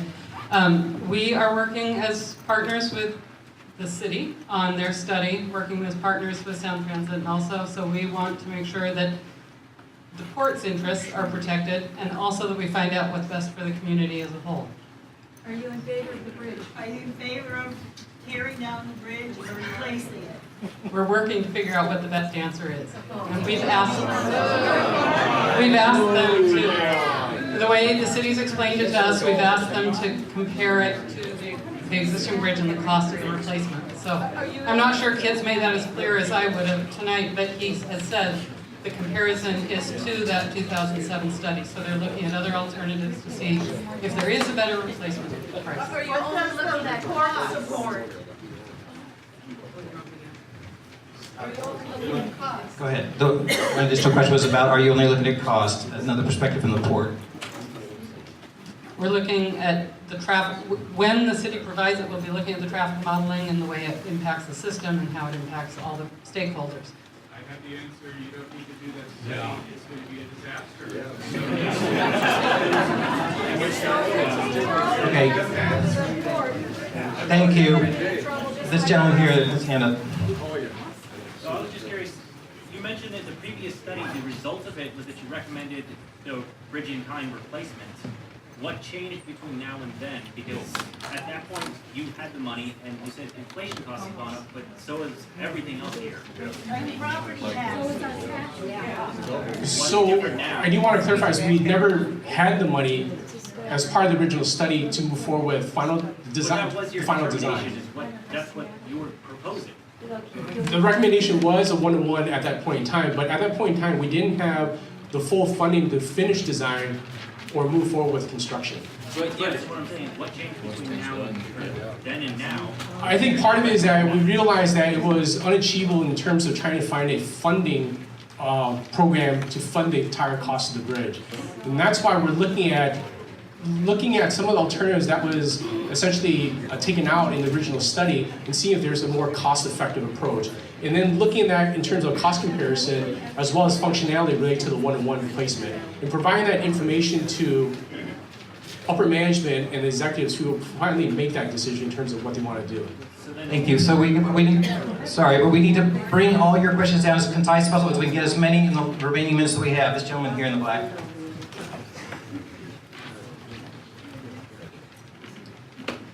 So thank you very much for all of you coming today or this evening. Just a couple of comments or a couple of questions. In the spirit of moving forward, let me ask this question. Whom ultimately, or what entity will ultimately make the final decision? That's a very good question. It would essentially be the mayor's office, the council. And that's taking, hold on.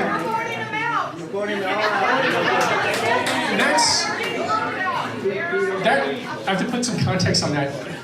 does take into consideration all the comments and feedback that we're getting from all these stakeholder meetings as well too. So it's not done with just looking at the technical data, but looking at all the supporting information, both technical as well as the public's comments. And my last and final comment would be that I appreciate that you volunteered to make known our statements out here this evening.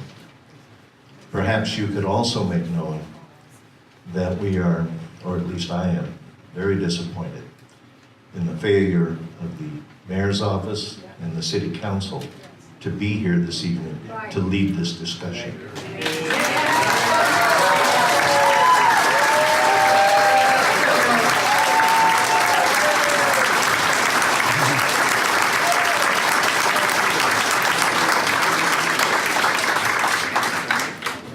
I've lived here 20 years, and I have watched the neighborhood stay the same in some ways and change dramatically. I have always watched Seattle government and its struggle with accounting for money. I am deeply committed to this city and the state. I love it. And what really I want to hear about, I have not once heard why you are taking away a bridge instead of adding to our ability to get in and out, number one. Number two, where's the seismic studies? If we're on level ground and we're on a bridge, what is the safest? Let's step away. I don't know about these people, but instead of money, I'd like to hear about what's safest and what's most efficient when we have an added influx, when we can build, mother-in-law quarters on our properties, et cetera. And I'm a homeowner. I'd like to know where we're going to get the additional access instead of taking away. Why aren't you giving us more access? So what I've indicated, this study actually is looking at replacing the existing access point if the Magnolia Bridge goes down. In terms of additional access points, I mean, that's a broader discussion in terms of the overall transportation infrastructure and how we're basically moving traffic around the different neighborhoods around the city. And what about seismic activity? So in terms of a seismic study, I mean, we are tasked as part of the Move Seattle levy, basically to look at bridges and looking at evaluating their seismic vulnerability and also making repairs associated with it. Unfortunately, Magnolia was not one of those bridges on that list. Why not? I don't understand. But we do know that since the bridge was built in 1929, it's not designed to the current seismic codes. Well, yeah, but how can it not be included if it's not designed to current codes? How does that happen? Who's responsible for that? We have a lot of bridges that basically has not been designed to the current code. The modern seismic code was started in 1984. So all bridges prior to that was basically a mismatch of seismic studies and basically essentially industry knowledge related to how to design for a seismic area. So it's only in 1984 where there's codes that actually put in place in terms of standardizing how the design of the bridge would have to perform in a seismic. Who decided not to include our bridge? Yeah. Do you know? I do not know. Okay, thank you. Okay, thank you. So we want to add one, we have a question live streamed in, so I want to include those people. So I have a question for somebody who's watching online, and this question was threefold to the four people.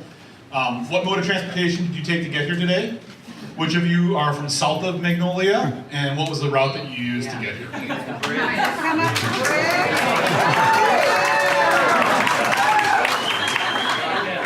beautiful bike lanes. Did anybody ride their bike? Anybody ride their bike? Did you take I had to drive today because I had to bring a computer and a bunch of other things with me.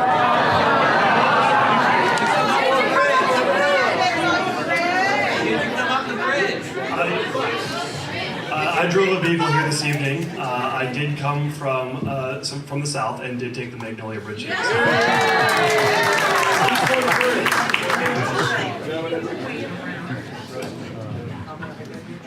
I drove and I took the Magnolia Bridge. I also drove. I did bike in this morning, and I do live in Ballard, and I do take that route. And Rosie from the board. So I took an Uber from the waterfront, and he went over the Magnolia Bridge. All the way in the back from the pink.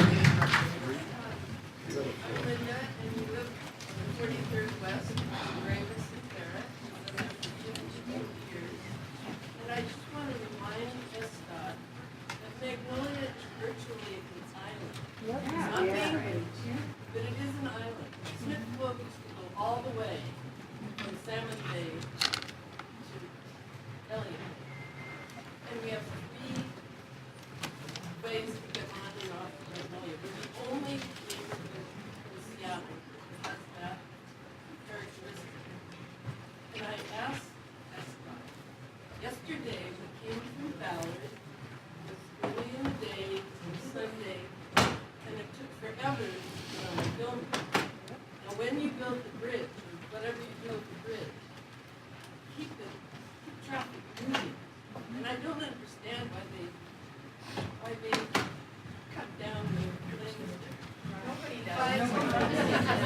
So I appreciate the feedback, and in terms of the bike lanes, I don't know why they made the decision. I'm not involved with that program, so. I think I should repeat the comment. In general, the general topography of Magnolia and its unique place in the city of Seattle as almost an island surrounded by water on 3 sides. It's limited access already. It's grand stewardship of Discovery Park and how we interact with the city already and how that bridge might be important. And all access, I think, was the sentiment of long-term residents who watched this evolve over time. I think that's one of the points she was trying to share. The gentleman in the far back with the glasses on your truth. What's the timeline for completing the alternative studies, and what's the ultimate timeline for actually replacing the bridge? Is there like a specific timeline that you're shooting for? So the question was, what's the timeline associated with this planning study, and then also if there's a timeline associated with replacing the bridge. So in terms of the planning study, we are going through the technical evaluation and doing the cost estimates for those alternatives, and also updating the previous one-to-one replacement. That information will be part of the open house that's supposed to happen sometime in early or mid-June. At that point, after we get all the comments from the public associated with that electronic open house, we would basically put together a report and basically brief our upper management related to the results of it. At that point in time, they might provide some feedback in terms of what they've discovered in terms of the public feedback, and then we'll make some changes, make some alterations, or continue to make some edits associated with the report. Our hope is try to get this planning study completed and basically provide that recommendation to management by the end of the summer, early fall. Who's managing? The woman in the black, please. Management. In terms of the replacement bridge, so in terms of funding, there's no funding as part of the Move Seattle levy that's specifically towards finishing the design or moving forward in construction. Truthfully, the earliest that I can imagine that would happen is after 2024, when the Move Seattle levy expires, and then they start looking at what other programs and what other priorities are associated with the next body of work. I'm in the back in black. I'd like to echo someone else's comments that it's incredibly disappointing that our council people aren't here, so whoever can let them know, it's very disappointing. I always want to share, no one is rolling out, no one is mentioned Seattle College. We're going to be opening a brand new school at 28th Avenue West in 2019 and bringing children from Queen Anne and Interbay and creating a new neighborhood school very close to the bridge. No one talked about that back capacity. Yeah. Thirdly, I don't know if I've heard, are you studying other financial options to fund a one-to-one? Or can you, with all your partners, study other options to fund a one-to-one? Many of you have heard of it. To reiterate, I believe that some of the comments were, there's a brand new school opening here, there's a whole new impact coming to Magnolia with the new school. The invitation issue, we should probably take some responsibility for from the council and the chamber, because we set up a program. Perhaps we could have invited more or others, and that's, could be for next time. But we want to get all the word out to everyone who's important, so please participate in reaching out to those people. And the third one was, is the money being studied one-to-one at all? So in terms of the one-to-one policeman, as I noted on the slide, since the study was completed, we had to look at different options. And like I said, we got some initial feedback at that point in time a couple years back in terms of some of the options where the community didn't want us to pursue. Moving forward, as we kind of look at the cost of the alternatives, but also the revised and updated cost of the bridge replacement, that would be basically shared back to management. At that point in time, they'll make a decision in terms of how they want to move forward in terms of looking at the funding, looking at opportunities in terms of other grants associated with the project. Who's management? Yeah, they work for us. I think the sense of our meeting here is that it's absolutely essential that the city plan for a third route. Leaving the bridge to fall down and relying on Dravis is unacceptable. Secondly, we want that as soon as possible. The 17 years delay since the earthquake is inexcusable. Yeah, shame.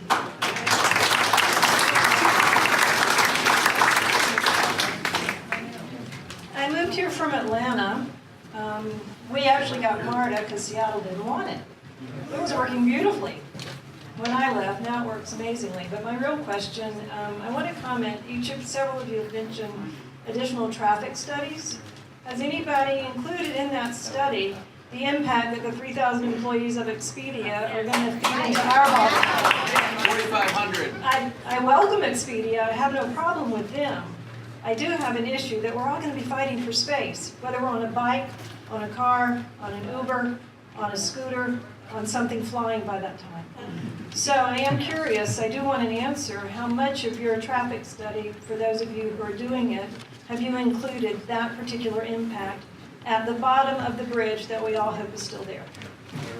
So, was everyone able to hear that question? So yes, we are looking at Expedia's current projection in terms of how many employees they're planning to bring in, I believe, this upcoming year, and then also projection of what they're planning to provide about 2035. We're going to try and capture about 5 more comments as quick as possible, beginning here and then going to the back here. So you said that there's no money now, and the soonest would be a 2024 levy. So I can't understand, if you know we need a bridge, why can't you just put that on the 2020, include that in the 2024 request? You're saying there's no money now, so we're looking for cheaper alternatives. But if the money's not coming to 2024, why don't we just say, hey, we need a new bridge here, it needs $300-something million, include that in the next big ask?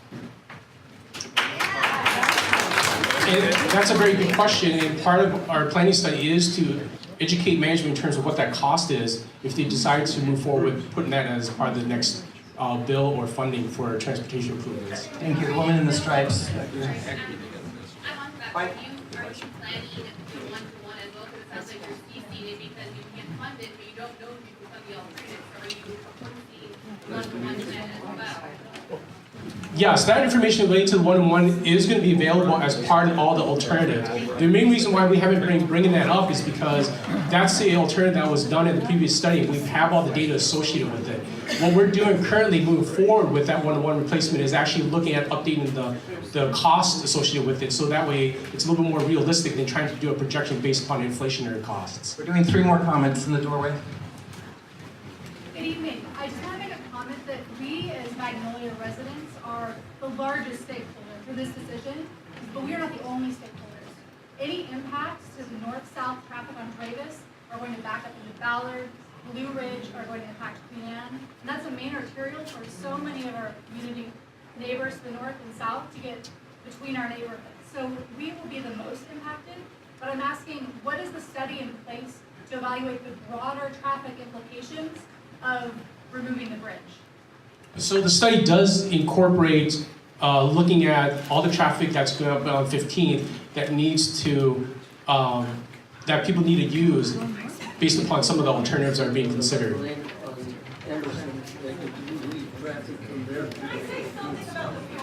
Yes, sir. Can you ask, can we do it one right after this gentleman? Thank you. Go ahead. Can we just wait? Thank you.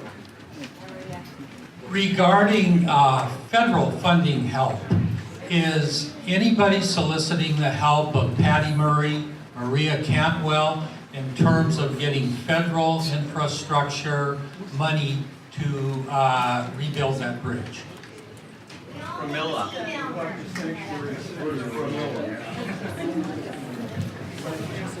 So we are engaging all our executives related to having that discussion with the senators. Part of it is that we're trying to just update the cost and provide that number to them. And we also have proactively reached out to the senator and made her aware of our progress as we begin. Thank you. I just want to dovetail regarding the federal dollars, since Ruben Collar is here. I appreciate actually all of your attendance. Is there any possibility of looking for state dollars, or is that just such a reach? And it tells what's going to be spent over the years. That's really important because people have no idea. Thank you. I'm Reuven Carlisle. Pleased to be with you tonight.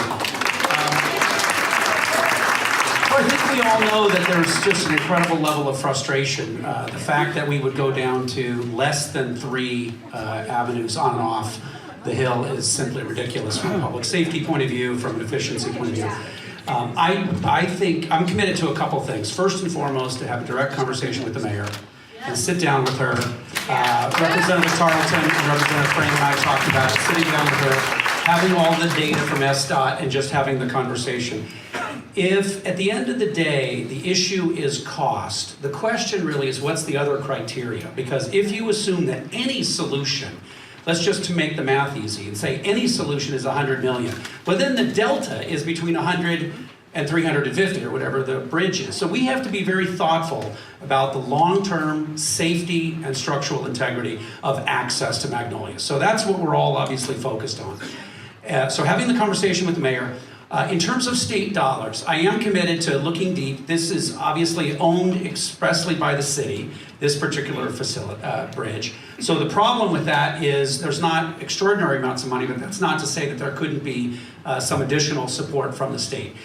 We know that the South Park was owned by multiple facilities, so you had contributions, federal, state, local, and also county. And we also know that the West Seattle Bridge, someone else mentioned, of course, was substantially paid for by the feds. So we're living in a different era. We don't have federal government support for most projects anymore, but I am hopeful that there's some opportunity for a combination of state and hopefully other resources. So very committed to doubling down in the conversation, particularly with the mayor, to understand the actual technical criteria of the various alternatives, and then drilling down onto the cost. Because the fact that this happened in 2001 and we're now in 2018 and the costs keep growing, and then we turn around and say the cost grew but we didn't do anything, is incredibly frustrating, as we can all imagine as a community. So thank you very much, and I'm really committed to following up with the mayor and with my colleagues.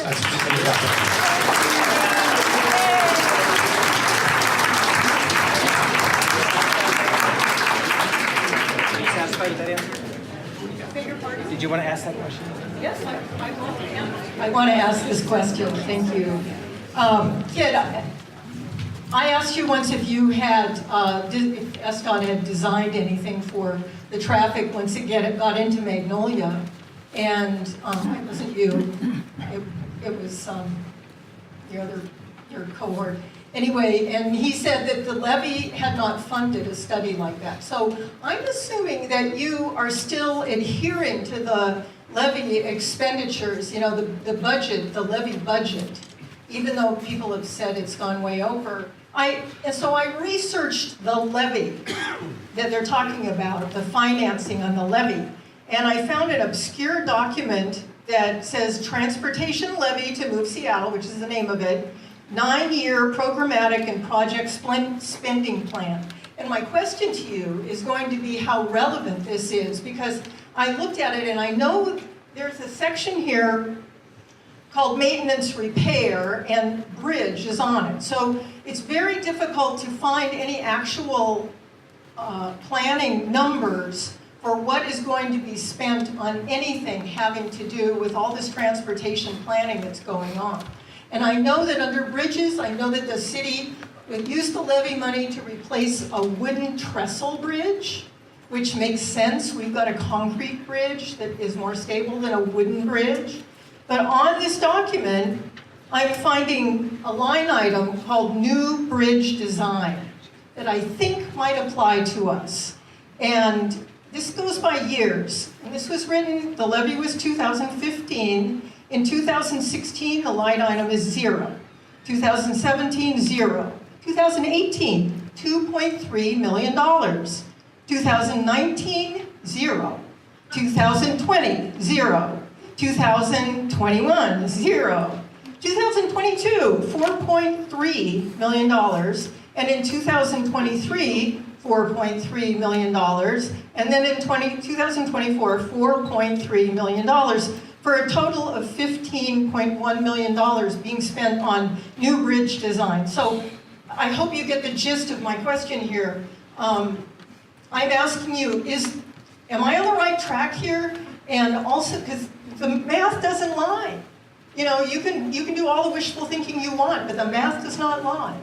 And so is this, are you spending $2.6 million on what we're doing now on this planning, and then 2024 is going to be our... So the Move Seattle levy had programmed dollars associated with bridge planning for potential replacement of our existing bridges. And out of that $15 million, $5 million of it is essentially going to be used for safety improvements around bridges.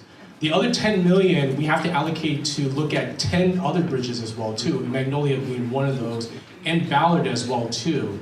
And those are two of the larger ones that we have to look at, and it takes a tremendous amount of dollars associated with doing the study, doing the outreach, getting the consultants on board in terms of looking at the technical data and doing the review for it. So the program itself is underfunded in terms of trying to get to a point where we would have a more detailed analysis in terms of what the cost is. So, like I said, we only have 10 million, it has to be spread out towards 10 different bridges that we're looking at. Thank you. So that is the conclusion of our meeting, but this is a prime example, representation of why we stay involved and why you get your name on that email list and why you yourself pick up the phone and email these names at the bottom. So your participation, please join us at the Magnolia Community Council, join up with the Magnolia Chamber of Commerce, and that's how we get our voice, the Magnolia voice, forward into this dialogue. Thank you for coming tonight, and thank you to the representatives who gave the presentation.